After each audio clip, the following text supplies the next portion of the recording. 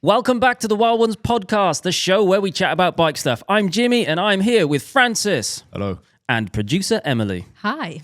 How's everyone been doing? How's everyone been doing? Oh, I feel like, Francis, you have an update. Shall I remind you of Oh. it? Okay. You should look at your iPad, Francis. Oh, with all the information on about the podcast. Yeah. See the bit that says Francis? This is my last podcast. It doesn't matter because it's my last podcast for a bit. I'm away on a trip, maybe with a bike. I can't tell you where I'm going yet. You are the king of like secret squirrel, aren't you? Yeah. You just love a tease. Anyone visiting the studio would know that it was imminent, a trip, because it gets extremely messy. I'm quite an organised person, but before a bike trip, all of my things get spread out everywhere. And then just before it goes onto a bike, and then it's all ready to go. And that'll be very satisfying. Currently, that's stressing me out. It's like a big explosion. Can we say what bike you're doing it on? Are you going to reveal anything? No. No. Oh, okay, fine. No. That's what the setup video is for, isn't it? Well, no. I bought a bike. Yeah. I haven't bought a bike in a while. The bike Cade Media bought a bike. has been chosen based off, I would say, viewer audience recommendations. people. Yeah, this has come from you guys watching and listening our stuff, commenting on stuff, and we have gone out and done something as a result of that. Yeah, it's not sponsored. We just have bought a bike for you. I'm Present. excited. I want to keep it. Now I've seen it. Well, we are. It's legitimately a Cade Media bike now. So it's going to be in the rotation regardless. So hopefully it's not junk. I will find out. What else is happening? I've officially been accepted for the National Hill Climb Championships. Congratulations. Representing the Northeast. No, actually, I guess representing myself in the country. So I'll be up against the very best hill climbers in the entire United Kingdom. When you found out that you were part of it, you put an Instagram story out and tagged Ed Laverick and Harry Mack. And what did you say? I'm something about pieces of dust. You're gonna squish them into pieces of dust. Yeah. I'm going for the win. I'm in it to win it. Otherwise, what's the point? There's no point in being in the Nationals if you're not in it to win it, is there? If you don't win, you would at least beat them in a fight at the end. They're very skinny. They are, true, yeah. Although Harry Mack does have... He would fight dirty. He has crazy energy, doesn't he? Like, he headbutted me at the last hill climb that we did. He rubbed your two shaved heads together. That's not a headbutt. It was sensual. Definitely a headbutt. It was romantic. Well, it started as a headbutt and then it became romantic. So yeah, I'm preparing for that. I'm thinking double discs, aero bars, skin suit, inflatable skin suit. So I'm more of like a torpedo. It's also backpack. Oh yeah, the aero backpack. That'd probably be allowed, wouldn't it? I'll make my own with a bin bag though. They don't do testing for doping either, I'm sure. Not UCI. That's what I've heard. Yeah, I've heard that as well. So, Jimmy. If I say on here that I'm going to turn up doped, do you think the dope testers will turn up? Because I would love to see what happens. Ooh. What kind of test would it be? What? The dope test? Well, I don't know. Whatever they do. What testing do they do? Is it Probably. It's urine testing, isn't it? I think so. You could fake that. What do you mean fake it? You could fake it. What? Just get some apple juice. Fake wee, yeah. It's also my birthday this week. Happy birthday. I'm going to be 31 years old. And I'm actually going to use it as, for some reason, I've off the back of doing a half marathon, the Kielder half last week, the National Hill Climb next week, I'm feeling motivated to progress. So I think I'm going to do a 3-month training block over winter. Okay. I'm going to see if I can get see how close I can get to my old sort of fitness. Do you think that would have been a better option to do before the half marathon and the National Hill Climb? And in summer when it isn't horrible outside. Well, I have, in theory, this whole process started nearly 2 years ago, and it's taking me this long to get from like incredibly unhealthy and incredibly physically and mentally unhealthy to a point where I'm like, oh, I feel like I can actually train now. I think what you're saying is you've come out of your burnout hole Yeah, definitely. off the back of us having a business together, selling it, being incredibly burnt out. It's taken us a while to get back on our feet. A lot longer than I thought it was going to. Yeah. But now I'm ready. I'm ready for fighting, perhaps. Hill climb followed by an immediate fight. Yeah. I'm game for that, to be honest. It's the new duathlon. I'm sad I'm not there to watch it. The new duathlon, yeah. Should we get into some news? Let's do just that. So this first one has actually been all over my Instagram feed this week. I'm sure numerous other people have also seen it. It was from last weekend's cyclocross race. Did you guys catch it? Well, I've seen the video, and it basically is two cyclists riding into each other. They both fall on the floor, and then a guy stamps on the other guy's brake rotor or wheel straight through it in anger, which is what you should do at the beginning of the hill climb. Harry Mack's bike. Or during. So yeah, basically that. Off at the back by the looks of it. There was Elizabeth coming up the inside. I think, no, Elizabeth was on the outside, sorry. Make your own mind up. Who was at fault there? Possibly neither of them, but... right. Yes, I think you may have seen that with me. Yeah, in actual fact, Ryan Camp has grabbed hold of Elizabeth there. So Elizabeth and Ryan Camp had a bit of an altercation. They touched shoulders coming down one of the rampy bits. Both crashed into the barriers. Elizabeth got up, walked over the top of Camp's bike and stamped on it. And it's clear as day. It's not a case of there is no there's no case where he could go, oh no, it was an accident. I tripped. He properly stood on it, stopped, stamped, and it did look very, very deliberate. Elizabeth said afterwards that his action was a reaction to something that Camp shouted at him after the collision. But regardless, he ended up getting disqualified from the race over the incident. And fined as well, right? He did, yes. I think he got fined 100 Swiss francs. Which is 88 British pounds. Yeah. If you remember from the Tour de France, Julien Bernard, as part of the time trial, stopped on the course, kissed his wife because it was his last ever Tour de France, and he got fined 200 Swiss francs. So kissing your wife is a higher penalty than deliberately stamping on someone's bike to destroy it in a cyclocross race. Who the hell is Julien Bernard? He's another cycler. He's another cycler Right, okay, of got bikes. You guys yes. are pro. Little Trek man. Looks like Jimmy. They all look the same. They're all just helmet and glasses people, aren't they? If we were ever going to do a cyclist lookalike thing, Francis, you would be one of the Yateses. Yeah, yeah. And Jimmy would be Julien Bernard. Do you know what? I actually think occasionally from the back three quarters, Francis looks a bit Pogacar. What? No. He does. The back three quarters. Yeah. Your shape when you're riding is quite Pogacar. It's those beefy calves of yours that we'll come on to later on. Next, an organisation that claims to host the world's biggest female cycling event has come under fire for using AI images to promote its event. The event is called La Reine. It's a Grand Fondo Sportive that's based in Switzerland. Now, they started getting attention for the wrong reason after sharing a number of dubious illustrations on their Instagram account. They're very clearly made by AI, and what they basically show is quite sexualized portrayal of women on bikes. The women have clothes on and that kind of thing, but they're very curvy, booby, unzippy. Unzippy. Yes. And followers and past participants have been quick to point out this oddness, I guess. One said, your visual content this year is super, super sexualized. Thin waist, boobs, long hair, arched backs, super long legs, no muscle, looking like they're here for a fashion show, hardly even pushing the pedals. Last year's paintings were showing women doing actual sports. This year, I don't feel like I'm being taken seriously as a female rider. We have different silhouettes. We have super strong calves and quads. We push on the uphills, go super fast on the downhills. We sweat. We wipe our runny noses with our glove. We sprint. We race. We are freaking beasts on a bike. Add this to your AI prompt. Another person said it was male gaze at its finest. And male gaze basically just means presentations of women that are traditionally appealing to men.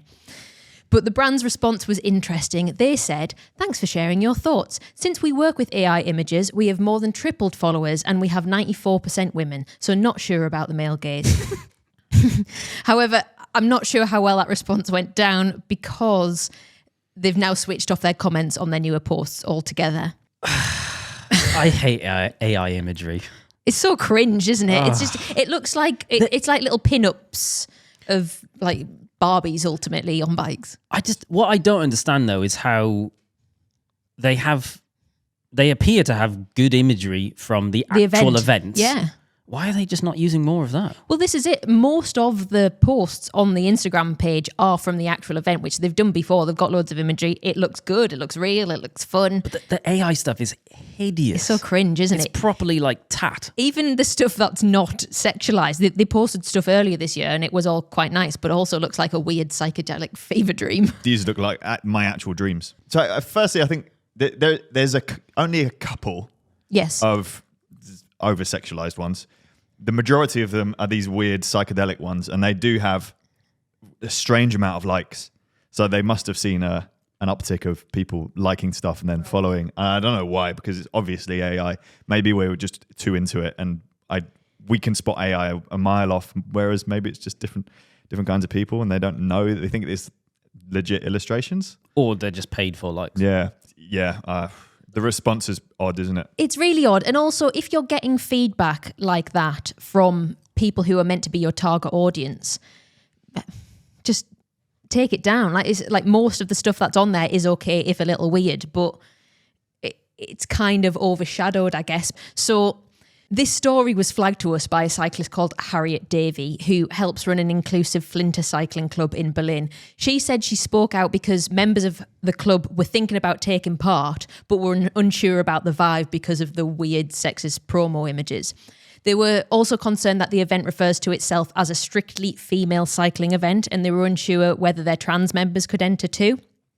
They asked about this and they were told that the event is bound by UCI regulations. Anyway, Harriet shared the images on her Instagram stories, called the organisers out and challenged them to hire consultants to help them with their design and inclusivity policies.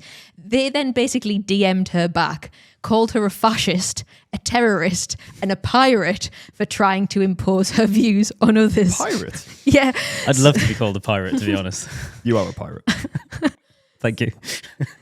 So they said, you're trying to impose your will and views on others through acts that could be described as terrorist. You deny women the right to make their own choices about what they enjoy. Your absurd arguments to fight against a small non-profit organisation that, through a lot of volunteers, offer women a unique event. You're attacking what's likely the largest all-women cycling community on Instagram with 96.5% female following. That's not strong, not feminist, but simply reprehensible. Fascist behaviour. Maybe you should reflect on that. I just want to fact check this because they call themselves the biggest female event and the biggest female cycling community on Instagram. They have something like 8k followers.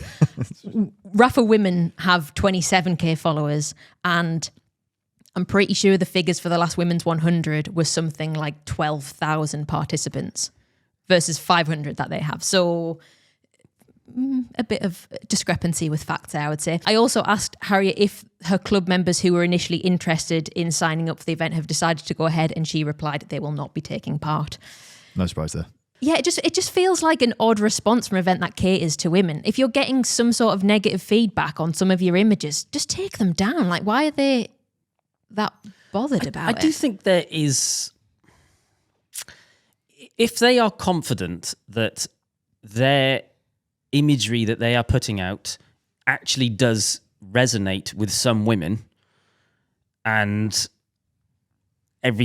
there are people out there which like it and they're still getting the results they want, whether that be more followers or more people at the events, then I don't see a problem with it. However, I just don't see how that can be true. I don't see how that can be true. But also, I think there's also an argument of pictures of women on bikes that are really objectifying have a negative impact on women on bikes, as in, like, the more women are seen as objects, the more that behavior reflects in other ways, as in potentially, you know, becomes sexual harassment on bike. I know it seems like a big leap. It's all part of the chain, though. It is part of the chain, yeah. The more women are objectified, seen as sexualized objects when they're playing sport, the more it creates an environment of feeling unsafer while you're doing sport. Mm-hmm. Do you know what I mean? Yeah, totally. So while there might be some women who do like those images, what's the bigger picture here? And I think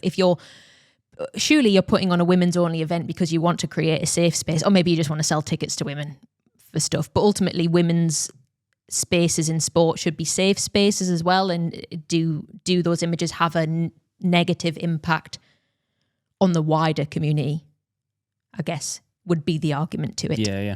As well as just contributing to a simpler negative outcome of women not being taken very seriously as sports people. Like, I just don't think you'd see this kind of imagery on a page advertising a men's race.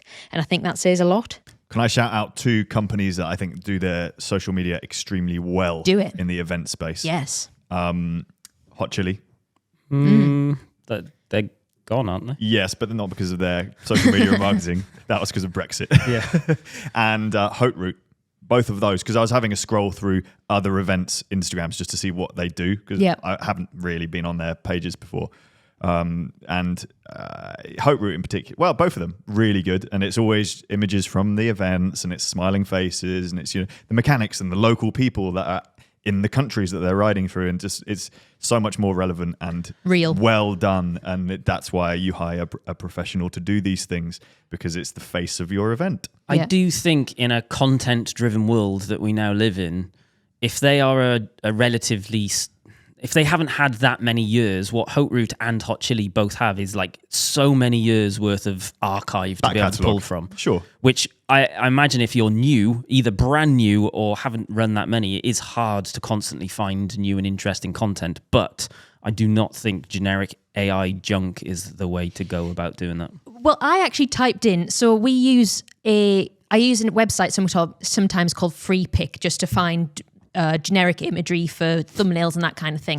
They have a new feature now, which is an AI image generator. So I typed in female cyclists to that, and they actually create photographs as well as illustrations. And the imagery on there was actually surprisingly quite diverse. I was wondering, are they receiving results that are very objectified illustrations of women because that's what AI presents on the whole? But actually, no, there was lots of different skin colours, there was lots of different body shapes. It looked like real women not posing in a way that would be appealing to men. It was just women riding bikes, and that was AI imagery. So, but AI isn't all the same.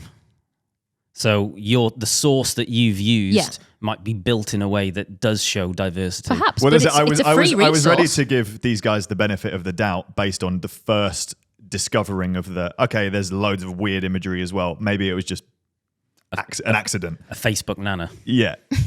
What? Well, you know, like aunties on Facebook just post like... Oh, yeah. It's that kind of thing. Yeah. They're just churning out AI and they're posting it. So, it's got some likes. And like a couple of them happen to be a little bit risque. But then the response, obviously, it's outrageous. Yeah. It's just so weird. Bonkers response. And it makes me just think, actually, fuck this company. Totally. Yeah. I think if you're undereducated, then, you know, ignorance is...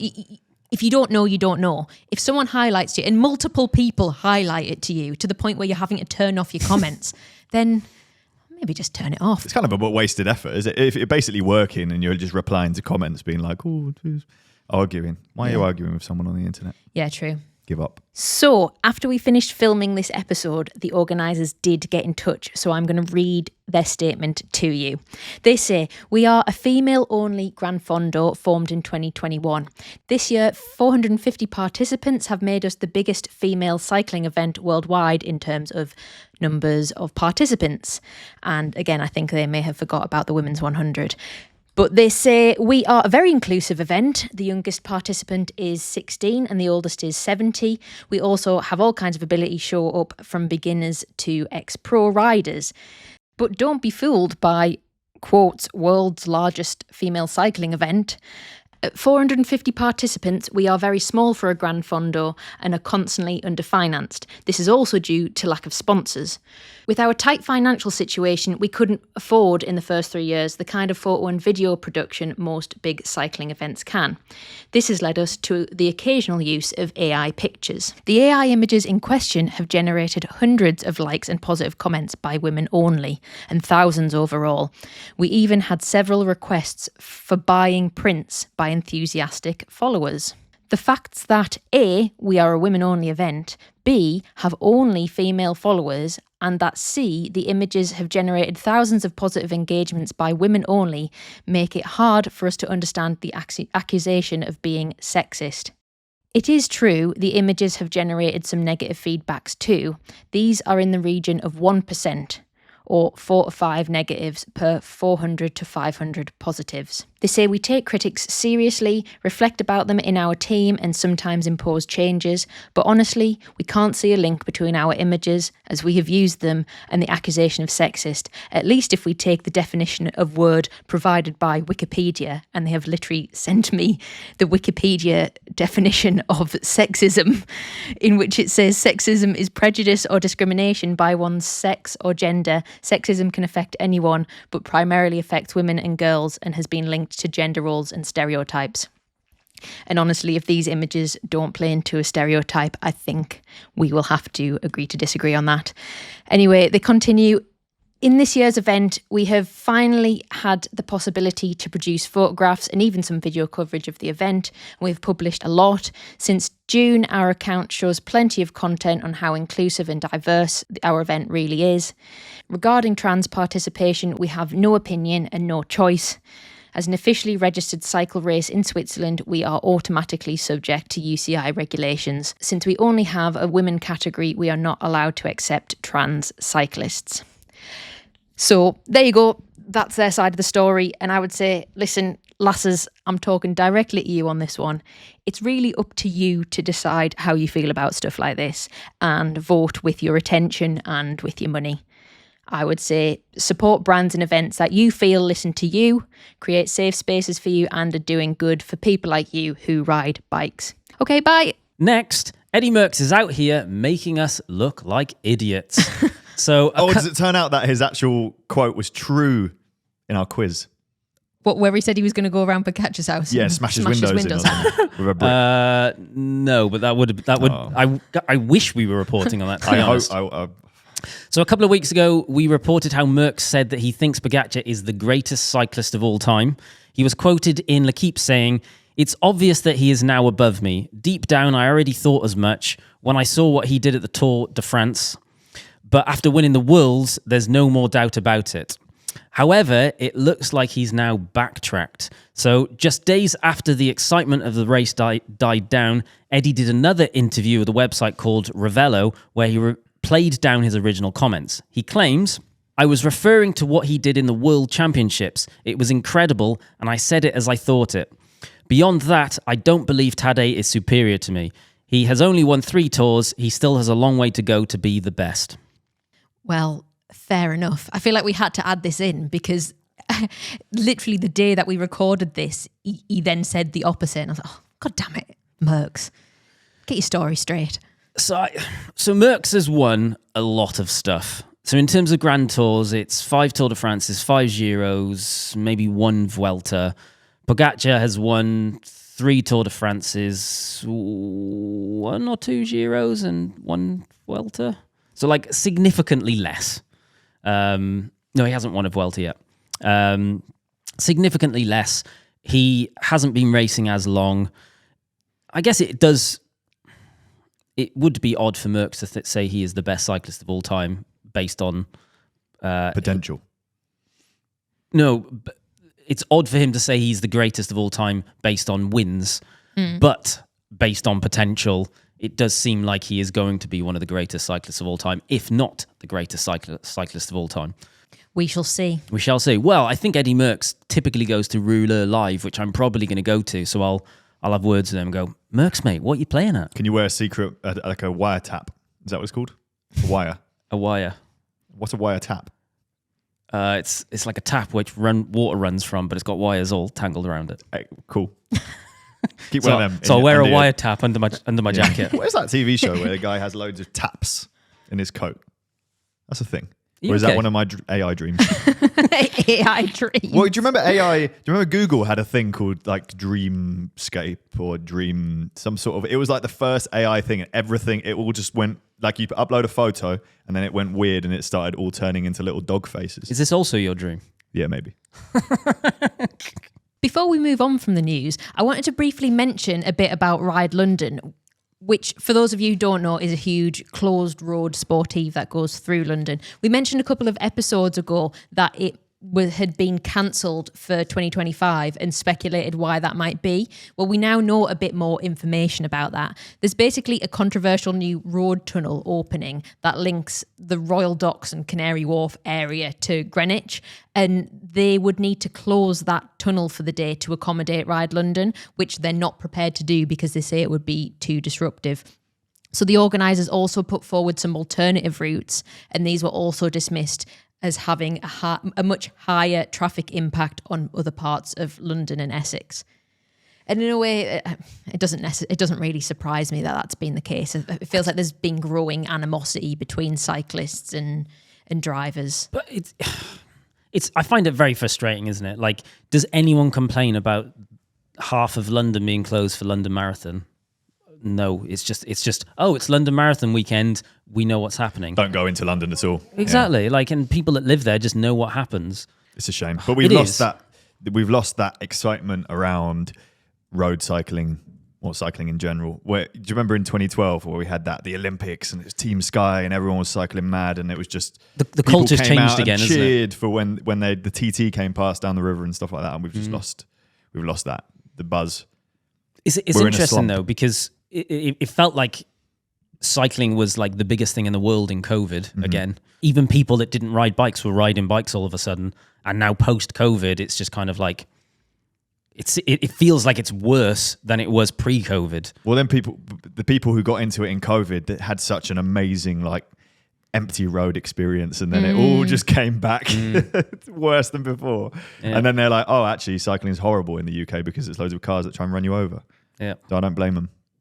It's a shame they're not going to close those roads, though. A big, big, big shame. It is. So this tunnel, Transport for London says it's apparently going to improve air quality and enable more cycling journeys.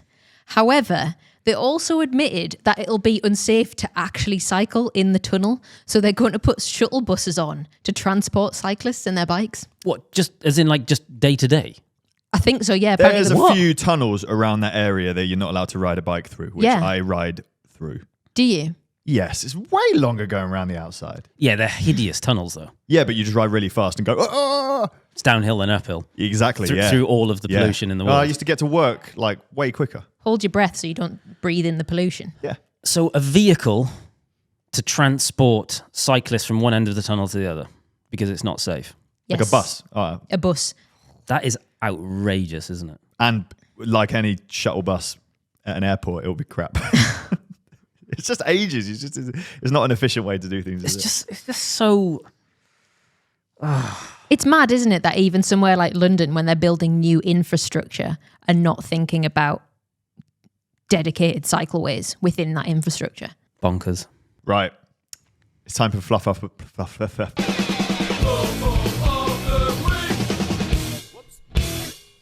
And there is fluff up of the week. Done.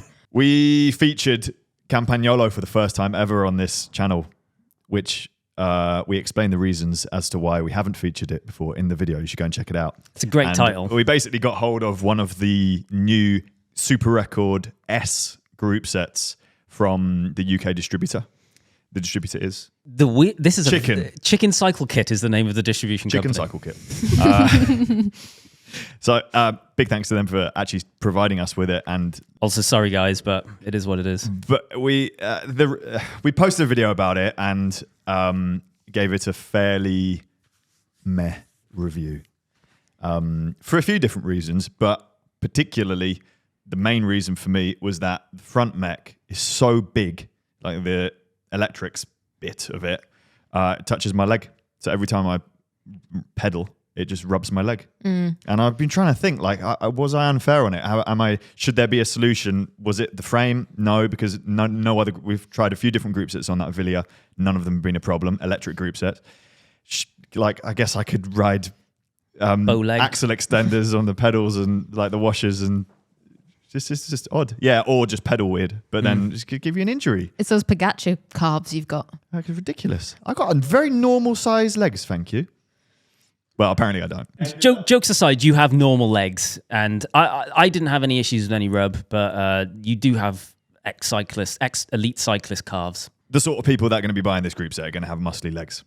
And I bet there's some other people in the world That's an outrageous watching this. That's such a No, weird- it's a performance group set. Of course they will. You think people that are buying performance group sets are like really serious More cyclists? likely to have muscly legs. Well, no, I guess the muscly leg people are getting group sets for free.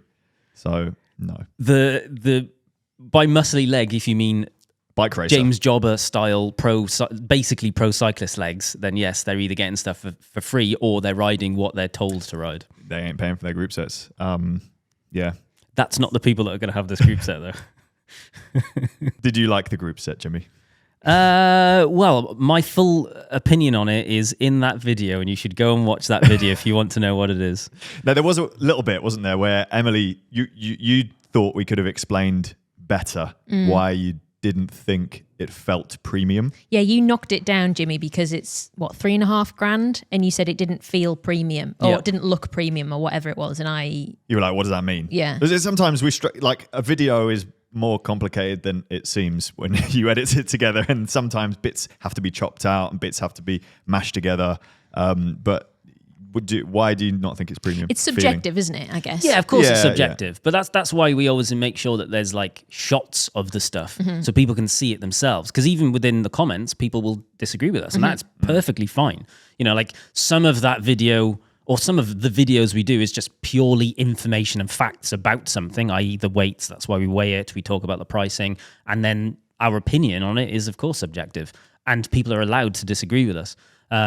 From the premium, like ultimately, if a group set is £3,500, which is an astronomical amount of money for any kind of group set, you want to just be able to look at it and have it in your hands and it just feel expensive. It's almost hard to totally understand. I guess even like with cameras, if you buy a really cheap camera in your hand, it feels plasticky and it feels not very good. If you buy a really, really expensive one, the chances are it's made out of titanium or aluminium and it's like solid and rigid and it feels nice. And it's that kind of thing. It just doesn't feel, when you're holding it either on the bike or in the individual parts, like it's worth a lot of money. When you're shifting it, it just didn't feel right, in my opinion, for the price tag. Having seen it, because it's in the studio this morning, I know what you're saying now. And also, I think that it's a matte black crank, isn't it? And I think that's a bad choice. Oh, I like the crank. Do you? That's the one bit I think does look premium is the crank. Do See, you? I don't. I think it looks budget as well. Really? Yeah. The problem with matte black is that it shows any little imperfection, I think, grease stains and all of that kind of stuff, where shiny, shiny, shiny, shiny reflects a lot of stuff. My preference is matte, but yeah, like for example, the wheels, we were actually talking about the wheels because the wheels are so sick, the Campag wheels. And typically the wheels we see these days are matte black wheels. Everything's matte black. Whereas Borers are still gloss wheels and they look so good. On paper, I wouldn't pick a shiny wheel, but then when you see them, they're so sick. Problem is you can only use them with Campag. That's not true, is it? There's the rules of your universe. Do not care about the rules. So in summary, do you think that the chicken man is going to be mad at you? The chicken man. If probably. Campag continues to not feature on this channel, you know what's happened. We talk about this all of the time. The only people that we care about is our audience. And there is not a scenario where we are going to not talk about something that could be considered negative or could be considered bad or whatever language you want to use, because we want to harness a relationship with a brand, a distribution company. I would love us to still be able to feature Campag stuff in the future.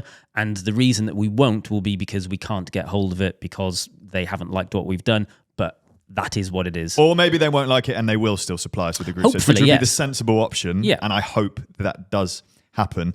If not, as I'm sure both of you want Cade Media to continue to grow, and the bigger it gets, the more money we will have to spend on products that we can then just buy.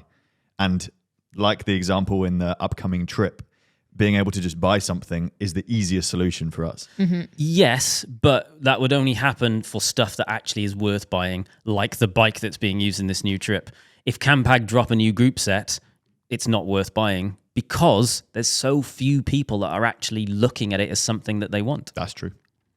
However, Microshift Sword Ooh. is not live yet. It's not live yet. also a Not video live yet. that we've made that will be going out in a couple of weeks' time, which is something we're super excited about. And we didn't have to pay for it. We've borrowed this one from the distribution company, which is ISON. It's going back to them. But this is a group set that we would have bought because we know it's has the potential to be a really good product and people will care about it, and because we care about it. Spoilers.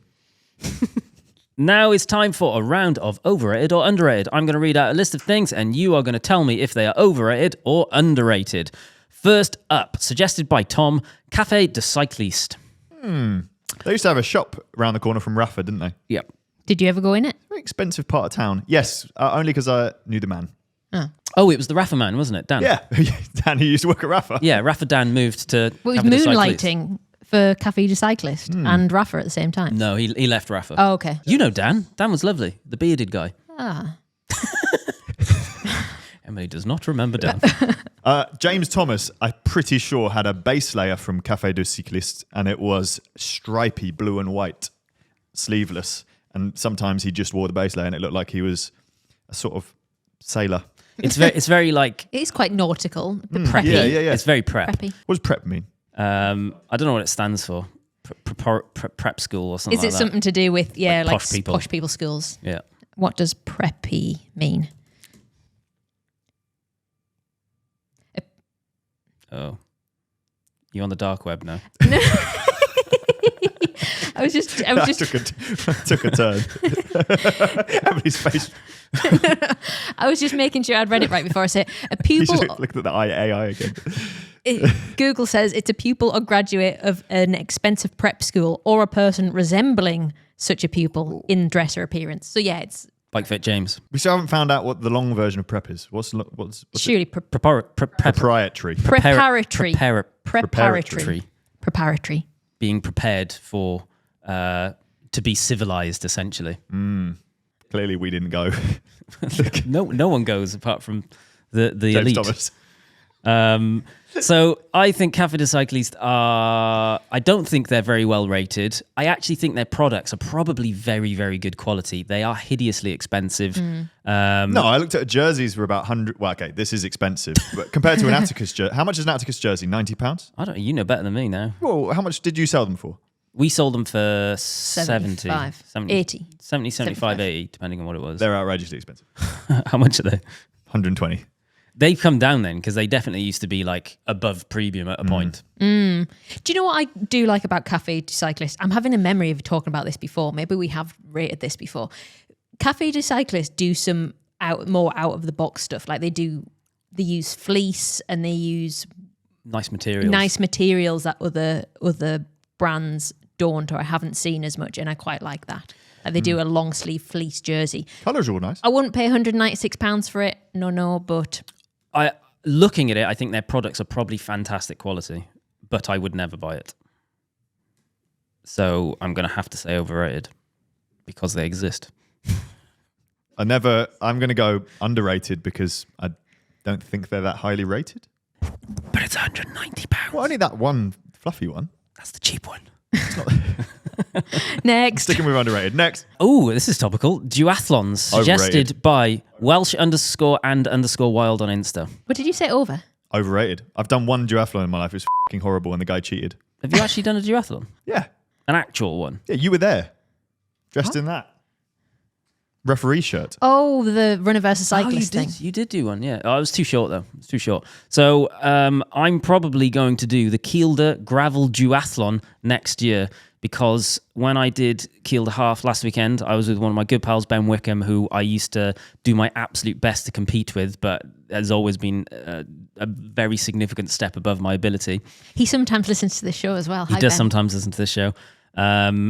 I thought it'd be a great idea if we actually just started talking about racing and stuff, and Ben was like, actually, so if we did this next year, you would probably obliterate me on the bike and I would obliterate, this is Ben talking, I would obliterate you in the run. So maybe it's actually a really good race. And I was like, that is actually kind of exciting. So I'm probably going to do a duathlon next year. And I think they are mint. The problem with duathlons is it's a winter sport. Is it? Yeah. So typically triathletes do duathlons in winter as it's like cyclocross. Because all the water is frozen. They can't get in. And cold. They tried. The originators of triathlons tried to dive in. I think duathlons, if they became like a summer sport, they would actually be more popular than triathlons because swimming is such a like a barrier for so many people, especially when you need wetsuits and all of that stuff. Whereas duathlon, I just think it's fun. Underrated. Vintage bicycle suggested by Chris, who said, I recently took part in the Eroica race through the beautiful Tuscan hills. It was both hard to ride 135 kilometers on an 80 steel Bianchi bike, road bike on partly muddy gravel, and also a lot of fun as people were extremely nice and passionate. I like the idea of reusing and upcycling old bicycles and parts, but have a feeling the community often looks at people riding modern bikes with a kind of elite smirk, so my take is slightly mixed. What does that mean? There's probably a select few people who are really into the old bike thing, and they look down upon the people who ride modern bikes. Oh, so does he mean modern as in like 80s steel bikes being modern?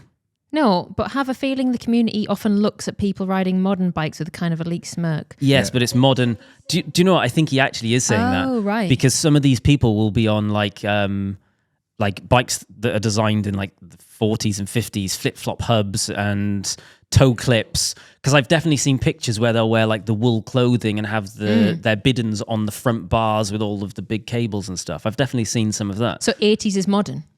I think he's suggesting that the 80s bike is a modern bike in comparison based on the stuff that's at these events. That's interesting, actually, isn't it?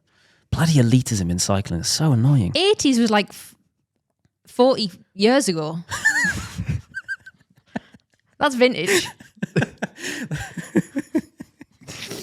I look back on the bike that I used to race on not that long ago and I go, ooh, that's vintage. Well, it's vintage in a sense that it's no longer the current standard. If this is what Chris is suggesting, then down with the elitism, enjoy riding your 80 steel bike because it's probably cool as hell, and that still is vintage. Did you say overrated or underrated? Underrated. Oh, I love an old steel frame, maybe with like more modern parts. I'd get smirked at. You'd get looked down on, apparently. Yeah. No, they won't be able to see me. They'll be so much further ahead with my modern parts that haven't broken. So I'm actually about to build a hill climb bike for the Nationals, because if you hadn't heard, I'm doing the National Hill Climb Championships. And it's essentially a modern steel race bike with traditional, but like a lug-built modern bike. So it's actually an old style modern bike with like modern finishing kits and stuff. So it's kind of, I guess it's these kind of people's most hated bike of all, because it's actually a modern bike, but it looks like it's not modern. Wherever, it's just bikes, innit? That's my view. That is the correct response. On the subject of Bianchis, we did get an exciting email titled, "Found a legit Pantani Bianchi for sale for Jimmy." Oh my dude. Oh my days. He says, "Who is it from?" He said, "Can I have a shout out?" And I've not put his name in it. I'll find it in a sec. 1 second. Okay, I found his name. He's called Miles. And he says he came across a 55 centimetre Bianchi Mega Pro XL Mercatone Uno from 1998 that is currently for sale in the US. It's being sold by Cycling Upgrades. And he says he's purchased parts from them before and they've been great. I know Jimmy has mentioned this bike before and I completely agree with him. It's beautiful, and if it was a 58 centimetre frame, I'd instantly buy it myself. Hope this helps Jimmy with his search for the perfect Pantani Bianchi. Maybe I can get a shout out on the next episode of the podcast. There you go, Miles. There's your shout out. As if he rode a 55 centimetre frame. That's absolutely massive. Well. Is this actually his? Apparently, yeah. Actually ridden by him. So. I feel like Emily's going to... It's a conspiracy. The title was legit Pantani Bianchi, but if we have a look at the product description, it says, history. Prior owner purchased this frame from a seller in Italy in approximately 2007. The seller claimed it was a Bianchi team bike, which was ridden by Marco Pantani. Cycling Upgrades and the prior owner have no providence to prove this claim, but it is nevertheless part of the history of the frame. Is it worth a punt, Jimmy? It's got a cracked top head tube as well, doesn't it? Does it? Yeah. I could never justify spending £5,000 on a bike as a piece of art, but I would really, really love one. But ideally, it'd be one that I'd really want a 52, so that, like, I could actually still just ride it every now and again. But Mega then Pro you just clean it up lovely and put it back on the wall. It's absolutely beautiful, and I would like it. If anyone out there listening to this wants to buy me Marco Pantani's bike, fill your boots. It's Christmas episode, Secret Santa coming up, isn't it? I will send you a pair of wild socks to say thank you. Do you think that's why Marco Pantani always used to climb out of the saddle? Because his bike was so big that he actually couldn't reach the handlebars if he wasn't out of the saddle? I think this is the era where this bike size was actually the length of your top tube. Surely he wasn't on that. The Villiers that I rode, which was Pantani's, legitimately had a much shorter top tube than that. I would have thought so, yeah. That seems like it would be too long. But they did have bonkers long positions back then. Yeah, it's true. And hideous gearing. It's true. Well, they were also off their tits. They just couldn't feel any pain, so it didn't matter. The cassettes are just like the smallest of the things. It's just a load of 10 sprockets. Let's do some listeners' takeover. Some more. We talked a bit about Zwift and some alternatives last week. On that subject, Adam says, hello from Pennsylvania, USA. I recently decided that Zwift was too expensive for my liking and wanted to try some alternatives. I stumbled across an indoor trainer compatible mod for GTA 5. I know you all would love a video game-esque cycling platform, so I thought I'd recommend it. It includes a lot of features from the normal game. I've jumped twice while cycling. No, I've been jumped. He's been jumped on his bike.